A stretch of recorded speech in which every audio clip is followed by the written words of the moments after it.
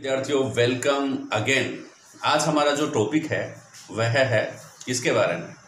भारत के बारे में। जो विदेशी यात्री थे उनका यात्रा वृत्तांत क्या कहता है, इनके बारे में चर्चा करेंगे। अपने लिए इसलिए महत्वपूर्ण है कि कोई भी एग्जाम हो, एग्जाम चाहे कोई भी हो, प्रश्न तो यहाँ से बनता है। तो कौन कौन से महत्वपूर्ण प्रश्न बनते हैं और कौन कौन से ऐसे विदेशी यात्री हैं जो भारत के बारे में अपने को बताते हैं, क्या बताते हैं, वहीं से प्रश्न बनते हैं। तो उनको अपन डिवाइड करेंगे। पहले प्राचीन भारत के जो लेखक हैं उनके हिसाब से तो यूनानी या रोमन लेखकों की चर्चा हम करने जा रहे हैं। ध्यान से रखना, उनका क्रम भी हमने ध्यान में रखा है। दूसरी चर्चा करेंगे हम चीनी लेखकों के बारे में। क्लास पूरी देखेंगे तब समझ में आएगा। और तीसरी अरेबियन लेखक या अरबी लेखकों के बारे में हम चर्चा करेंगे, मतलब यूनानी या रोमन लेखकों के बारे में, जिनको क्लासिकल लेखक भी कहा जाता है। ध्यान में रखना, रोमन या यूनानी जो लेखक हैं उनको क्लासिकल लेखक भी कहा जाता है, क्लासिकल राइटर्स उनको कहा जाता है। नेक्स्ट, चीनी लेखकों से संबंधित प्रश्न, चीनी राइटर्स हैं वहाँ से प्रश्न बनते हैं। और अरेबियन या अरबी लेखक जो होते हैं वहाँ से प्रश्न बनते हैं। ठीक है, तो देखिए शुरू कीजिए। नंबर फर्स्ट पे अपन बात करेंगे स्ट्रैबो व जस्टिन के बारे में। मैं आप लोगों से थोड़ी सी चर्चा कर देता हूँ कि जैसे सिकंदर ने भारत पर आक्रमण किया, तो इसके बारे में ऐसा कोई भी भारतीय ग्रंथ नहीं है जो हमारे को सिकंदर के आक्रमण की जानकारी प्रोवाइड करवा सके। सिकंदर के आक्रमण की जानकारी हमें यूनानी जो लेख हैं, यूनानी जो ग्रंथ हैं, उन्हीं से मालूम पड़ती है। याद रखना, सिकंदर के भारत पर आक्रमण की जानकारी का स्रोत है यूनानी लेखक व उनके ग्रंथ। ठीक है, देखिए कुछ यूनानी लेखक जो ये कह रहे हैं कि भारत पर जब सिकंदर ने आक्रमण किया, भारत पर जब सिकंदर ने आक्रमण किया, तब वहाँ जो शासक था उसका नाम था सेंड्रोकोटस। क्या नाम था? सेंड्रोकोटस उसका नाम था। कौन बता रहा था? यह बात बता रहा है स्ट्रैबो व जस्टिन। स्ट्रैबो व जस्टिन जो ये कह रहे हैं कि सिकंदर के भारत पर आक्रमण के समय वहाँ एक शासक जो नियुक्त था भारत में, उसका नाम था सेंड्रोकोटस। ठीक है, और सेंड्रोकोटस के नाम किसने बताया भाई? स्ट्रैबो व जस्टिन ने। आपको मालूम पड़ गया कि सेंड्रोकोटस के बारे में जानकारी का स्रोत क्या है? स्ट्रैबो व जस्टिन। स्ट्रैबो व जस्टिन ने सेंड्रोकोटस नाम दिया। और विलियम जोन्स ने ये कहा कि सेंड्रोकोटस कौन थे? सेंड्रोकोटस थे चंद्रगुप्त मौर्य, जिन्होंने मौर्य साम्राज्य की स्थापना की थी। यानी कि सेंड्रोकोटस का संबंध चंद्रगुप्त मौर्य से बताने वाले व्यक्ति कौन थे, इतिहासकार कौन थे? तो आंसर आ जाएगा विलियम जोन्स। कौन सा आंसर आ जाएगा? विलियम जोन्स जो थे उन्होंने क्या बताया? समझ गए क्या बात को? कि जस्टिन व स्ट्रैबो तो ये कहते हैं कि सिकंदर के आक्रमण के समय भारत में जो शासक था उसका नाम था सेंड्रोकोटस। और विलियम जोन्स ये कहते हैं कि सेंड्रोकोटस चंद्रगुप्त मौर्य ही सेंड्रोकोटस था। आगे बात समझ में। नेक्स्ट आप देखिए, जो यूनानी लेखक हैं एरियन व प्लूटार्क। एरियन व प्लूटार्क के बारे में आप लोगों को मैं बता दूं, बहुत बढ़िया प्रश्न है। एरियन व प्लूटार्क ने चंद्रगुप्त मौर्य को एंड्रोकोटस कहा। राशि भी मिल रही है, एरियन एंड्रोकोटस। एरियन एंड्रोकोटस याद रह जाएगा। एरियन व प्लूटार्क ने एंड्रोकोटस कहा, जस्टिन व स्ट्रैबो ने सेंड्रोकोटस कहा। इसी प्रकार चंद्रगुप्त मौर्य को ही एक यूनानी शासक जो है फिलार्कस ने सेंड्रोकोटस कहा। इसने भी क्या कहा था? सेंड्रोकोटस कहा। किसने? फिलार्कस ने। याद रखना, इसका मतलब क्या है? स्ट्रैबो, जस्टिन, फिलार्कस ने चंद्रगुप्त मौर्य को सेंड्रोकोटस कहा, तथा एरियन व प्लूटार्क ने एंड्रोकोटस कहा और विलियम जोन्स ने सेंड्रोकोटस को चंद्रगुप्त मौर्य कहा। ये कुछ खास बात है, बहुत इंपॉर्टेंट पर्सन है, बने रहिए। देखिए नेक्स्ट, क्लासिकल लेखकों का ग्रुप आप लोगों से पूछा जा सकता है, निम्नलिखित में से क्लासिकल लेखकों का सही समूह है। तो क्लासिकल लेखक कौन कौन से हैं?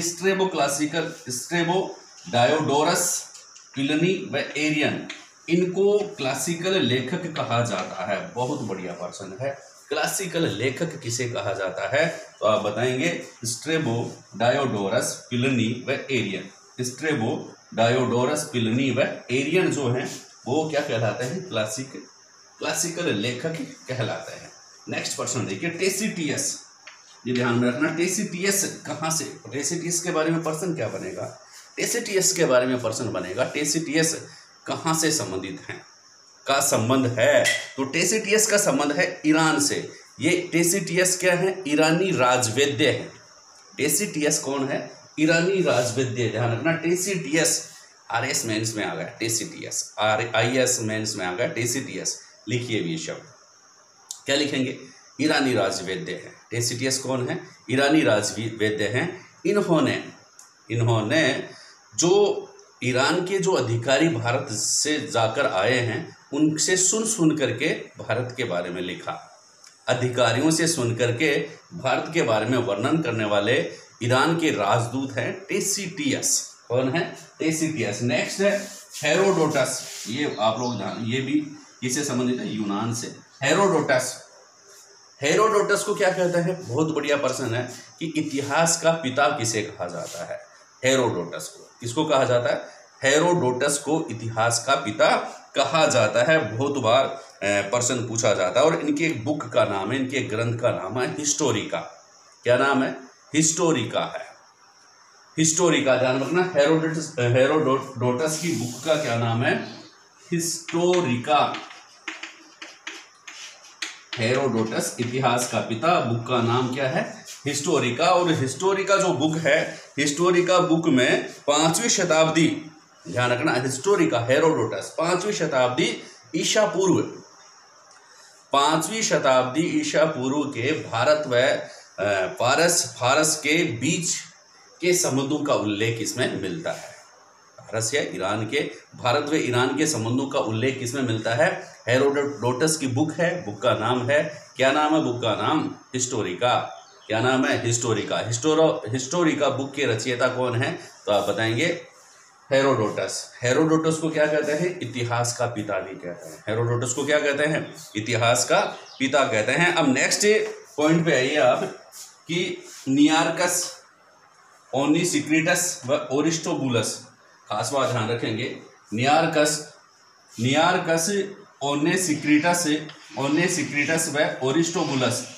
नियार्कस है, ओनेसिक्रिटस है और ओरिस्टोबुलस है। ये जो लेखक हैं इनके लेखनिक ज़्यादा प्रामाणिक है। क्यों प्रामाणिक है, क्योंकि ये सिकंदर के साथ भारत में आए थे और सिकंदर के साथ अगर भारत में आए थे तो भारत के बारे में बहुत अधिक इनका नॉलेज जो था, वह खुद ने देखा है भारत को इसने, इसलिए इनका नॉलेज जो है प्रामाणिक माना जाता है। तो अपने काम की खास बात क्या है कि सिकंदर के साथ आने वाले लेखकों का सही समूह है, या निम्नलिखित में से कौन सा लेखक सिकंदर के साथ भारत में नहीं आया। रिप्ली पर्सन है, याद रखेंगे। तो नियार्कस सिकंदर के साथ आया, ओनिसिक्रिटस आया भारत सिकंदर के साथ, और ओरिस्टोबुलस भी सिकंदर के साथ भारत आया। तो ऐसे लेखक जो सिकंदर के साथ भारत आए तो कौन कौन से हो गए, नियार्कस, ओनेसिक्रिटस और ओरिस्टोबुलस। नियार्कस, ओनेसिक्रिटस और ओरिस्टोबुलस। आगे बात समझ में। नेक्स्ट बहुत ही महत्वपूर्ण पर्सन है मेगास्थनीज। मेगास्थनीज जो है, मेगास्थनीज किसके दरबार से संबंधित है, यह ध्यान रखेंगे। पहले तो इसकी बुक देख लीजिए। मेगास्थनीज की बुक का नाम है इंडिका। बहुत बार पूछ लेते हैं, छोटी एग्जाम है तो ये पूछ लेते हैं इंडिका नामक बुक किसने लिखी, 9th में 10th में सब में पूछ लेते हैं। मेगास्थनीज की बुक का क्या नाम है, इंडिका किसने लिखी, इंडिका के लेखक कौन है, तो दैट इज मेगास्थनीज। ठीक है, इंडिका जो है मेगास्थनीज ने लिखी। और ये किसके दरबार में थे, मेगास्थनीज चंद्रगुप्त मौर्य के दरबार में थे।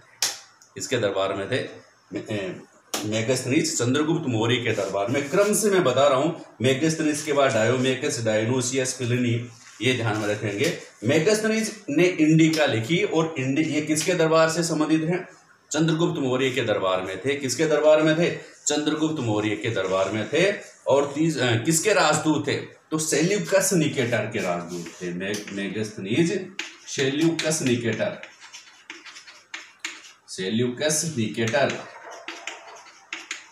सेल्यूकस निकेटर, जिसने अपने पुत्री हेलेना का विवाह चंद्रगुप्त मौर्य के साथ करवाया था, उस विवाह को प्रथम अंतर्राष्ट्रीय विवाह की संज्ञा देते हैं। इंटरनेशनल मैरिज भारत की किसके, चंद्रगुप्त मौर्य की शादी किसके साथ, सेल्यूकस निकेटर की पुत्री हेलेना के साथ हुई थी। और सेल्यूकस निकेटर ने अपना राजदूत चंद्रगुप्त मौर्य के दरबार में भेजा था, उसका नाम था मेगस्थनीज। मेगस्थनीज जो राजदूत था वह चंद्रगुप्त मौर्य के दरबार में था। किसका राजदूत था, सेल्यूकस निकेटर का राजदूत था। किसके दरबार में था, चंद्रगुप्त मौर्य के दरबार में था। कौन सी बुक लिखी, इंडिका बुक लिखी। कौन सी बुक लिखी, इंडिका बुक लिखी। ये आप लोग ध्यान में रखेंगे, कौन सी बुक लिखी, इंडिका लिखी। अब देखिए डायोमेकस और डायोनीसियस, ये दोनों बिंदुसार के दरबार में आए थे। किसके दरबार में, बिंदुसार के। चंद्रगुप्त के बाद जो शासक मौर्य साम्राज्य का बना था बिंदुसार, तो उसके दरबार में आए थे डायोमेकस और डायोनीसियस। डायोमेकस जो था वो किसका राजदूत था, ये पूछ लेंगे। दोनों किसके दरबार में है, बिंदुसार के दरबार में। ये भी बिंदुसार, बहुत बार प्रश्न पूछा जाता है बिंदुसार के बारे में, और ये भी बिंदुसार के दरबार में। कौन कौन से, डायोमेकस और डायोनीसियस। डायोमेकस जो था वो सीरियाई जो शासक था, एंटियोकस प्रथम। डायोमेकस सीरियाई राजा एंटियोकस प्रथम के राजदूत थे, ध्यान रखना। डायोमेकस कौन थे, सीरियाई शासक एंटियोकस प्रथम के राजदूत थे। किसके दरबार में थे, चंद्रगुप्त मौर्य के दरबार में थे, ठीक है, सॉरी, बिंदुसार के दरबार में थे। इसी प्रकार डायोनीसियस जो थे वो मिस्र के शासक के क्या थे, राजदूत थे। मिस्र के शासक का क्या नाम था, टोलेमी या फिलोडेल्फस थे। टोलेमी द्वितीय या फिलोडेल्फस के दरबारी राजदूत थे। किसके दरबार में थे, बिंदुसार के दरबार में थे डायोनीसियस, ठीक है। डायोनीसियस किसके राजदूत थे, तो मिस्र के शासक फिलोडेल्फस या टोलेमी के राजदूत थे डायोनीसियस। किसके दरबार में थे, बिंदुसार के दरबार में थे। इसी प्रकार डायोमेकस किसके राजदूत थे, आप बताएंगे। एंटियोकस या अंतोयोकस शासक था सीरिया का, उसके राजदूत थे। किसके दरबार में थे, बिंदुसार के दरबार में थे। आप लोग याद रखेंगे। आप मैं बता दूं इसी में भी। नेक्स्ट टोलेमी जो था जिसका राजदूत था डायोनीसियस, टोलेमी ने एक बुक लिखी थी, ज्योग्राफी। टोलेमी की जो बुक का नाम है ज्योग्राफी, और 150 ईस्वी के आसपास इसने ये बुक लिखी थी, जिसमें यहाँ की शासन व्यवस्था के बारे में भी वर्णन कर रखा है। इसके बारे में टोलेमी ने, और हिंद महासागर के आसपास की जो बंदरगाह हैं उनके बारे में ये वर्णन करता है टोलेमी, ठीक है। एक और उसी समय की एक बुक है पेरीप्लेस ऑफ एरिथ्रियन सी। बहुत बार प्रश्न आता है, पेरीप्लेस ऑफ एरिथ्रियन सी। देखिए बुक, ये ध्यान में रखना, पेरीप्लेस ऑफ एरिथ्रियन सी। आप लोगों से पूछ ले कि पेरीप्लेस ऑफ द एरिथ्रियन सी, इसमें हिंद महासागर के बारे में बता रखा है। किसके बारे में बता रखा है, हिंद महासागर के बारे में बता रखा है। उस समय के बंदरगाहों के बारे में बता रखा है लगभग। इसका जो राइटर के बारे में पूछते हैं कि पेरीप्लेस ऑफ द एरिथ्रियन सी के रचयिता कौन है, पेरीप्लेस ऑफ द एरिथ्रियन सी के रचयिता कौन है। खूब सारे ऑप्शन आएंगे सी तक, और लास्ट में आएगा डी, उपरोक्त में से कोई नहीं। तो आपको आंसर देना है उपरोक्त में से कोई नहीं। क्यों, क्योंकि इसके लेखक के बारे में पता नहीं है कि ये किसने लिखा, लेकिन जिसने भी लिखा वह भी भारत आया था। कब आया था, पेरीप्लेस ऑफ द एरिथ्रियन सी का जो रचयिता, जो लेखक है, वो 80 से 115 ईस्वी पूर्व में भारत में आया था। कौन आया था, पता नहीं है। क्यों, लेखक का पता नहीं है, सिर्फ एक की बुक मिली है, उसका या तो लास्ट पेज खत्म हो गया होगा कि किसने लिखी है पता नहीं है, या खुद ने उसने नहीं लिखा, या उसका इतिहास अधूरा रह गया। तो पेरीप्लेस ऑफ द एरिथ्रियन सी के रचयिता का नाम अभी तक अज्ञात है। आ गई बात समझ में। तो नेक्स्ट है प्लिनी। प्लिनी के बारे में बहुत बार प्रश्न आता है कि प्लिनी ने ईसा पूर्व प्रथम सदी में एक बुक प्रकाशित की थी, एक ग्रंथ लिखा था। उस ग्रंथ का नाम है नेचुरल हिस्टोरिका। प्लिनी ने कौन सा बुक लिखी थी, नेचुरल हिस्टोरिका। Natural historical. ध्यान रखना भाई, हेरोडोटस ने क्या लिखा था? हेरोडोटस ने सिर्फ हिस्टोरी का बुक लिखी, हिस्टोरी का ग्रंथ लिखा हेरोडोटस ने। और प्लिनी ने कौन सी बुक लिखी? Natural Historica. नेचुरल हिस्टोरिका कब, कौन सी सदी में? प्रथम सदी में इन्होंने नेचुरल हिस्टोरिका की बुक लिखी थी और भारत व इटली के मध्य होने वाले व्यापार के बारे में बताया था। ध्यान रखना, प्लिनी इटली, भारत और इटली, ठीक है। प्लिनी प्रथम सदी में, ईसा की प्रथम सदी में इन्होंने नेचुरल हिस्टोरिका नामक ग्रंथ लिखा, जिसमें भारत इटली संबंध के बारे में बताया गया है, भारत व इटली के मध्य व्यापार के बारे में बताया गया है, ठीक है। और इसने ये बताया है कि भारत में उस समय कौन कौन सी वनस्पतियां थी, भारत में उस समय कौन कौन से खनिज संसाधन थे, और भारत में उस समय कौन कौन से पशु पाले जाते थे, इनके बारे में वर्णन कर रखा है प्लिनी की बुक। कौन सी? Natural Historica. हिस्टोरिका बुक लिखी है हेरोडोटस ने, इतिहास के पिता ने, और नेचुरल हिस्टोरिका लिखी है प्लिनी ने, ठीक है। ईसा की प्रथम सदी में इन्होंने बुक लिखी थी। तो प्रिय विद्यार्थियों, ये थे कुछ यूनानी लेखक। ये कौन थे? यूनानी लेखक थे। अब हम स्टडी करेंगे किसके बारे में? चीनी लेखकों के बारे में। किसके बारे में? चीनी लेखकों के बारे में। चीनी लेखक कौन कौन से हैं? देखो, फाइयान है, हेनसांग है, इत्सिंग है, मा त्वान लिन है और जाओचू कूचा है, ठीक है। इनके बारे में हम जानने की कोशिश करेंगे।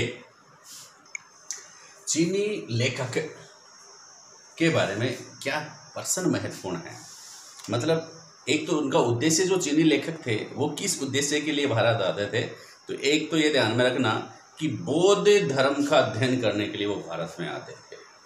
बौद्ध धर्म का अध्ययन करने के लिए चीनी लेखक भारत में आते थे, और बौद्ध जो तीर्थ स्थान हैं उनकी यात्रा करने के लिए भी वो भारत में आते थे। तो कौन कौन से चीनी लेखक जो हैं वो भारत में आए और उन्होंने भारत के बारे में क्या क्या वर्णन किया है, और अपनी एग्जाम के लिए क्या क्या इम्पोर्टेंट है, वो चर्चा हम करेंगे, आप लोगों से बात करेंगे। सबसे पहले अपन बात करते हैं किसकी? फाइयान की। किसकी बात करें? फाइयान की। फिर बात करेंगे हेनसांग की। तो ध्यान, आप लोगों को भी याद हो जाएगा कि फाइयान आया, हेनसांग आया, इत्सिंग आया, याद कर लो बाया। फाइयान आया, हेनसांग आया, इत्सिंग आया, मा त्वान लिन आया और चाओजू कूजा आया, ठीक है। अब आप देखिए, फाइयान के बारे में हम चर्चा करें तो फाइयान किसके शासनकाल में भारत आया, बहुत बार पूछा जाता है।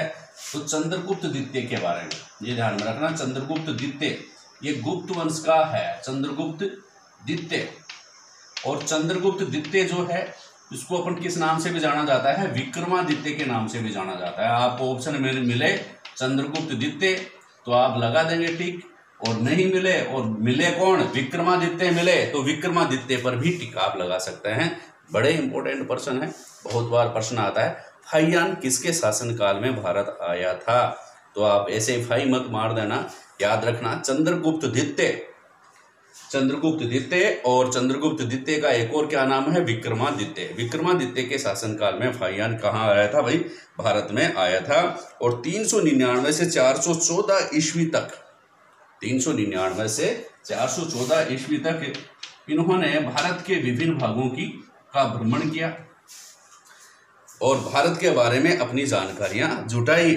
और इसका मतलब क्या है? आप लोगों से पूछा जाए कि फाइयान के यात्रा वृत्तांत में हमें किसके बारे में जानकारी प्राप्त होती है? फाइयान के यात्रा वृत्तांत से हमें किसके बारे में जानकारी प्राप्त होती है? तो आप बताएंगे गुप्तकालीन सामाजिक व्यवस्था, गुप्तकालीन संस्कृति, गुप्तकालीन राजनीति के बारे में, गुप्तकालीन प्रशासन के बारे में हमारे को जानकारी प्राप्त होती है। किससे? फाइयान के यात्रा वृत्तांत से। आगे बात समझ में।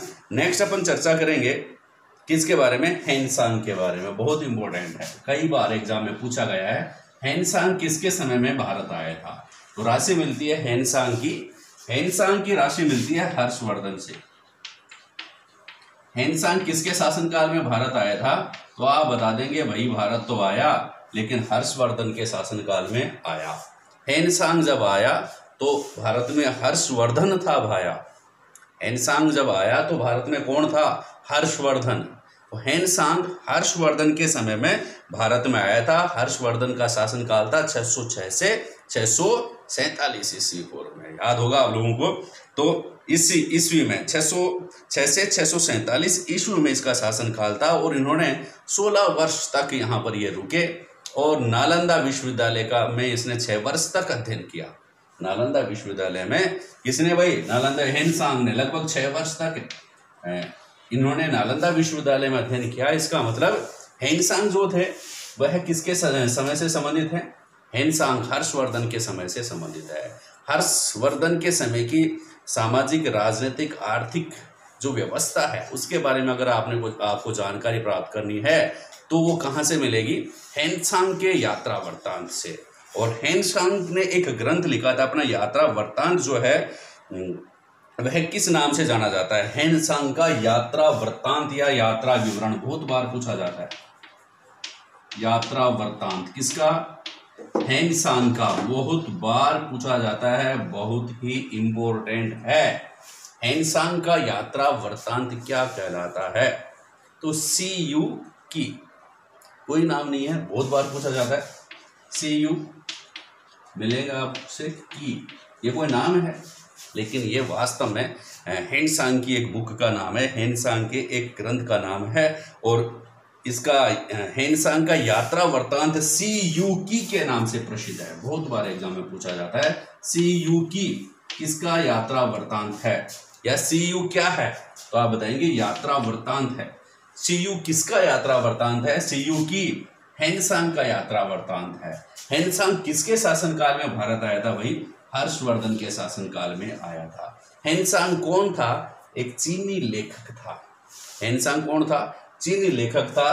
कौन से विश्वविद्यालय में लगभग 6 वर्ष तक यह रुके थे, अध्ययन किया था, 6 वर्ष तक शिक्षा प्राप्त की थी। तो नालंदा विश्वविद्यालय में हेनसांग ने 6 वर्ष तक शिक्षा प्राप्त की थी।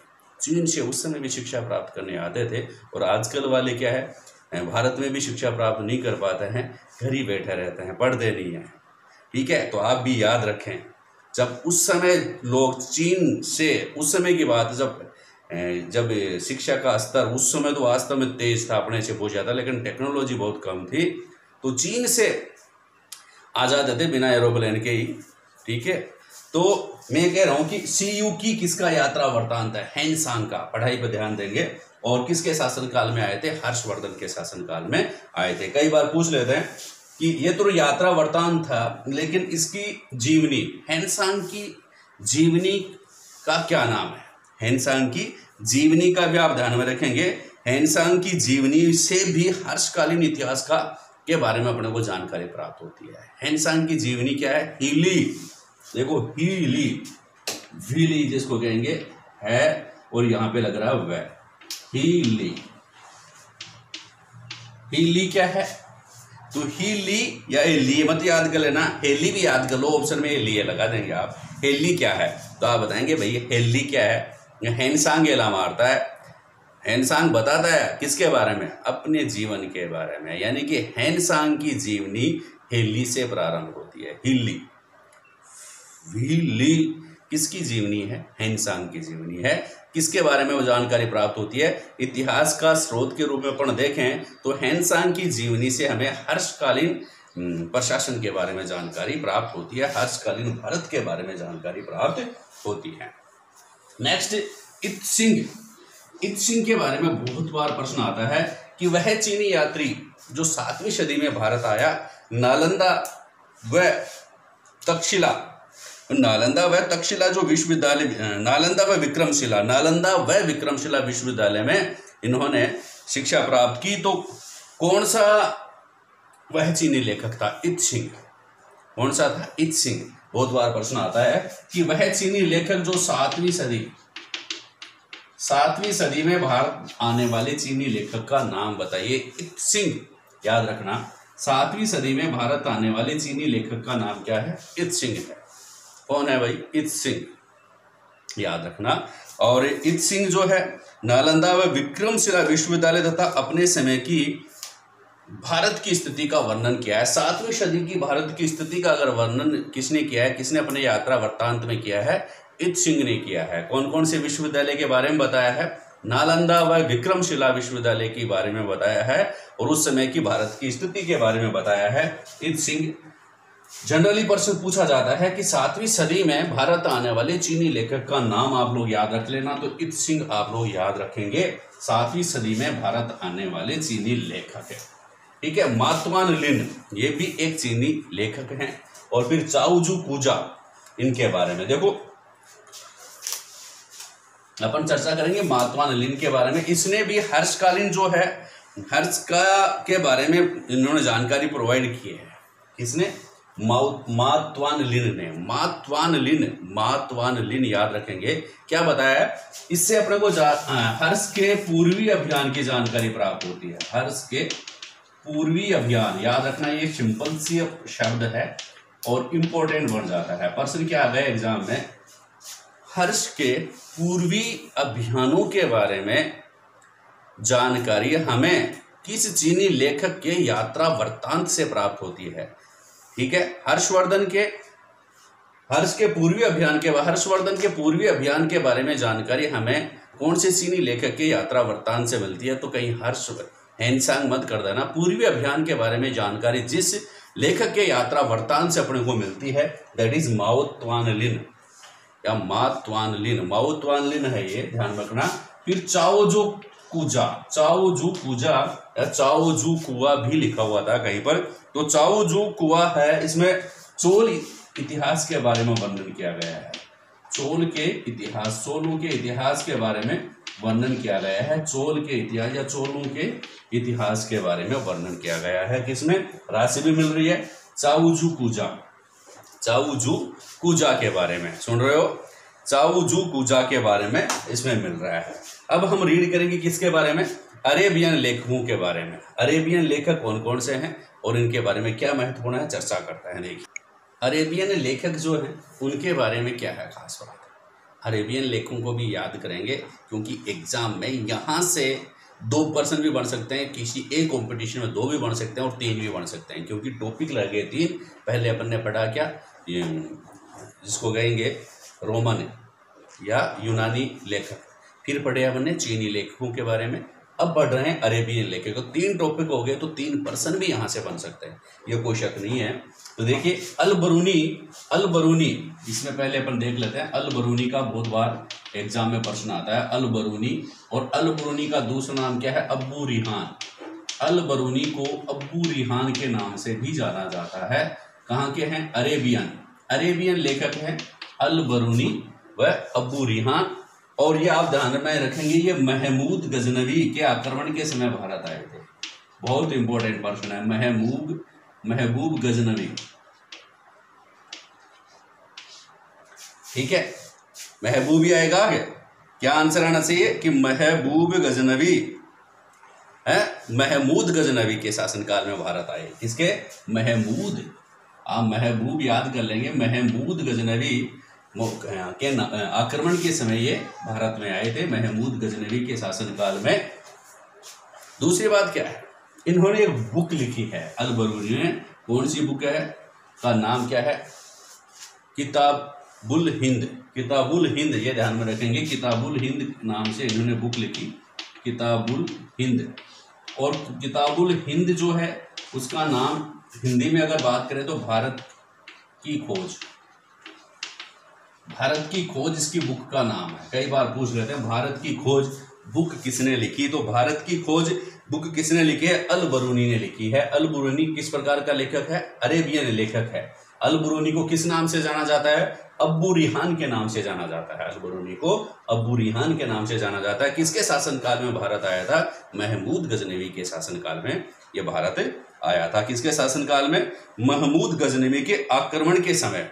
लगभग कब आक्रमण किया था महमूद गजनवी में, 1000 ईस्वी में आक्रमण किया। तो इसके आक्रमण के समय यह भारत आया था। और किताबुल हिंद का सही नाम और देखिए, तहकीक ए हिंद इसको कहते हैं, तहकीक ए हिंद। बहुत बार इसका तहकीक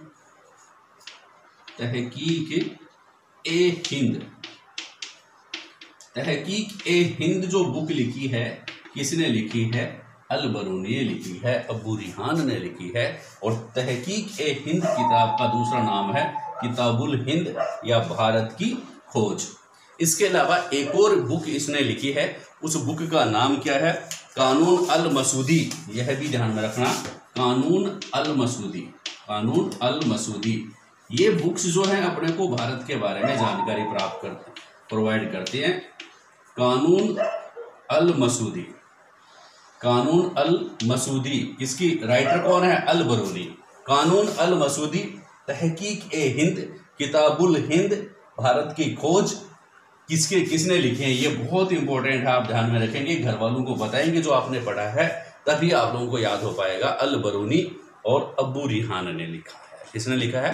अल बरूनी व अबू रिहान ने लिखा है। अब अपने को मालूम पड़े, इससे पूछ ले, अल बरूनी का जो यात्रा वृत्तांत है, जो बुक है भारत की खोज, या फिर तहकीक ए हिंद, या फिर कानून अल मसूदी, ये जो बुक्स हैं, इनकी जो किताबें हैं, इनके बारे में, किसके बारे में अपने को क्या जानकारी प्राप्त होती है, तो आप बताएंगे। इन किताबों में अपने को राजपूत कालीन वर्ण व्यवस्था, भारत में राजपूत कालीन वर्ण व्यवस्था की जानकारी मिलती है। बहुत बढ़िया प्रश्न है कि राजपूत कालीन वर्ण व्यवस्था की जानकारी हमारे को कहाँ से प्राप्त होती है, तो आप बताएंगे किताबुल हिंद से प्राप्त होती है। अल बरूनी के यात्रा वृत्तांत से अपने को प्राप्त होती है।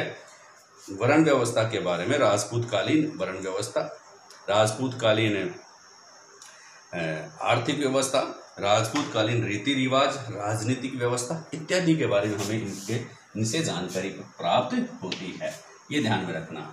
नेक्स्ट अपन चलेंगे सुलेमान के बारे में। सुलेमान अरबी लेखक सुलेमान जो है, सुलेमान, तू भी मानेगा नहीं या नो करेगा? नो, मैं नहीं मानूंगा, मान जा, नहीं मानूंगा, सुलेमान नो, सुलेमान नो। इसका मतलब क्या है? सुलेमान जो था वो 9वीं सदी में भारत, कौन सी सदी में? 9वीं सदी में या 9वीं सदी ईस्वी में भारत आने वाले अरबी यात्री कौन थे? सुलेमान थे। 9वीं सदी में सुलेमान कौन सी सदी में भारत आए भाई? 9वीं सदी में। 9वीं सदी में भारत आने वाले अरबी यात्री कौन थे? सुलेमान। सुलेमान नहीं, नो, 9वीं सदी में आने वाले भारत अरबी यात्री का नाम है सुलेमान। और ये दक्षिण के जो राज्य हैं उनके बारे में अपने को जानकारी प्रोवाइड करवाते हैं। तो दक्षिण में कौन से राज्य अपन बात चर्चा करेंगे, तो प्रतिहार व पाल राजाओं के विषय में इन्होंने लिखा है। प्रतिहार व पाल, ये सब प्रतिहारों के बारे में जानकारी का स्रोत है इनका यात्रा वृत्तांत। पालों के बारे में जानकारी का स्रोत है इनका यात्रा वृत्तांत। प्रतिहारों व पालों के बारे में अपने को जानकारी कहाँ से प्राप्त होती है, तो आप बताएंगे सुलेमान के यात्रा वृत्तांत से। और इन्होंने पाल जो राजवंश था, पाल राजवंश के शासकों को रूहमा कहकर पुकारा। ये ध्यान में रखेंगे, रूहमा। पाल साम्राज्य को किस नाम से जाना जाता था? उन्होंने किस नाम से संबोधित किया? रूहमा। और रूहमा का शाब्दिक अर्थ होता धर्म या धर्मपाल। धर्म या धर्मपाल के नाम से इन्होंने संबोधित किया। किसको? रूहमा शब्द किसके लिए काम में लिया गया? पाल साम्राज्य के रूप में। पाल साम्राज्य के लिए कौन सा शब्द काम में लिया? रूहमा शब्द काम में लिया। किसने? सुलेमान ने। किसने काम में लिया भाई? सुलेमान ने काम में लिया। कौन सा शब्द काम में लिया? रूहमा। और रूहमा का मतलब होता है धर्म या धर्मपाल। आ रही बात समझ में? अब हम चर्चा करेंगे अल मसूदी के बारे में। इसके बारे में, अल मसूदी के बारे में। अल मसूदी जो थे उससे, ये भी अरबी लेखक हैं, क्या जानकारी अपने को प्रोवाइड करवाते हैं, तो ये बगदाद से आए थे भाई। अल मसूदी का कहाँ से आए थे? बगदाद से आने वाले लेखक हैं, अरबी लेखक हैं, बगदाद से आए हैं। कब आए और क्या बताए? आए कब? 915-16 में आए। कब? 915-16 में आए। और इन्होंने भी 915-16 में आने के बाद कब आए? अल मसूदी बगदाद से आए, 915-16 में आए। और अल मसूदी 915-16 में आए। सुलेमान 9वीं सदी में आए।